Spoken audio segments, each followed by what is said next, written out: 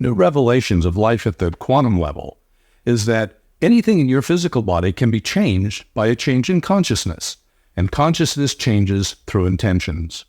Now, I know that might sound like an oversimplification, but wait until you hear the story of Timmy, a seemingly ordinary 6-year-old boy who suffers from one of the saddest and one of the strangest psychiatric syndromes, multiple personality disorder. Timmy has more than a dozen separate, distinct personalities, each with its own emotions, vocal inflections, likes and dislikes, and something even more remarkable that lies beyond just the psychological issues. As Timmy changes from one personality to another, remarkable changes occur in his body that medical science would say are impossible. Timmy is particularly amazing because one of his personalities, and only one, is allergic to orange juice. And if he drinks orange juice, he breaks out in hives. There was an article about Timmy by health writer Daniel Goleman in the New York Times, and he said that the hives will occur even if Timmy drinks the orange juice and another personality emerges, and the juice is still being digested. What's more amazing is if Timmy comes back, that is, the personality Timmy comes back while the allergic reaction is present, the itching in the hives will cease immediately, and the water and the blisters will begin to subside immediately. Now, this is a perfect example of how a shift in consciousness can cause an instantaneous change in the physical body. In the case of allergies, they're not known to come and go just at the whim of mind or changing a person's mind. And so the question arises, how could they do that? Because there's a whole complex biological series of reactions that have to occur for an allergy to be present or not present. The white cells of the immune system coated with antibodies that cause an allergic reaction wait passively for contact with the antigen. And then when the antigen comes along, a whole series of chemical reactions are triggered. And it all happens automatically. But in Timmy's case, it appears that as the molecules of the orange juice approach the white cells, a decision is being made somehow whether to react or not to react. And so the question is, who's making that decision?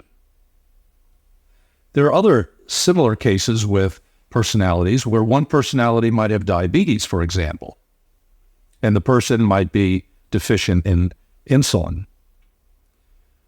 As long as that personality is there in force, but if the other personality comes in, then the person's completely free of diabetes. Now, they would test normal for their insulin levels. This is a peculiar thing. Another personality might have high blood pressure, for instance, and others might not. And so the stories go on, and there are some really amazing ones. Warts appearing and disappearing, sores and blemishes appearing and disappearing with the changing of personalities. Well, one of the more amazing ones, I think, is the EEG patterns, the brainwave patterns of some people will change when the personalities come and go. And some people can even change the color of their eyes from blue to brown when one personality comes and another leaves. This would seemingly be impossible, and yet it happens. One woman had 3 separate menstrual periods every month corresponding to her 3 separate personalities.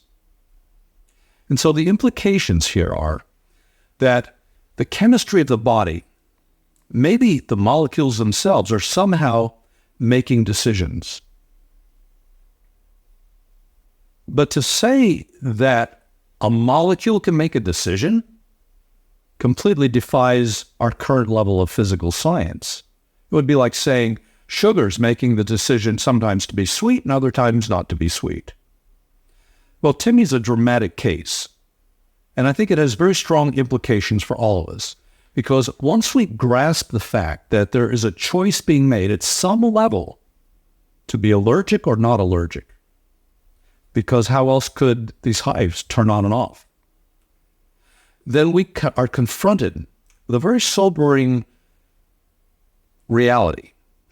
Maybe we are also making some kind of decisions at an unconscious level that's affecting how we feel physically, maybe even affecting whether there are diseases present or not. And so at that point, then we must discover what is there that is within us that's making decisions about our life, and how can we access that? And that's precisely the kind of questions that I passionately love exploring with people in my private sessions and in also my retreats.